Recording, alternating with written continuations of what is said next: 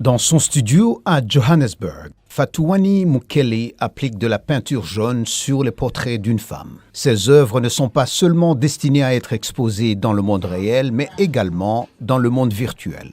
L'artiste sud-africain dit qu'il a gagné des milliers de dollars en digitalisant son art de sorte à pouvoir le vendre à des clients qui peuvent accrocher ses tableaux dans le metaverse, le monde virtuel. Il s'agit de la réalité numérique en 3 dimensions que des géants de la technologie comme Microsoft Meta, maison mère de Facebook, considèrent comme l'avenir d'Internet. Il y a tout un monde virtuel maintenant. Les gens y achètent des terrains, des maisons, et votre art peut être accroché sur des murs.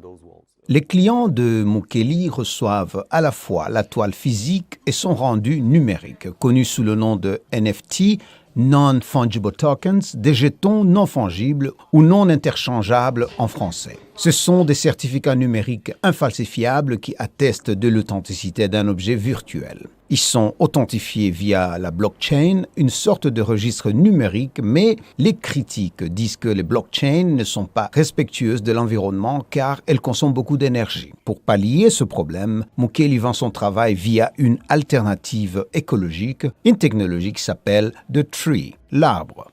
Alors qu'une blockchain comme Ethereum, par exemple, utilise une énorme puissance de calcul pour traiter les transactions une par une, cette blockchain que nous utilisons, appelée Polygon, utilise une fraction de cette énergie en traitant beaucoup de transactions à la fois au lieu d'une seule. La popularité de NFT a explosé en 2021 lorsque une pièce a été vendue pour un prix record de 69 millions de dollars. Les ventes sur OpenSea, le plus grand marché de NFT, ont atteint près de 5 milliards de dollars en janvier, un bond géant par rapport aux 8 millions de dollars de l'année précédente, mais la tendance est tout de même à la baisse avec une diminution de 2,5 milliards de dollars en mars dernier.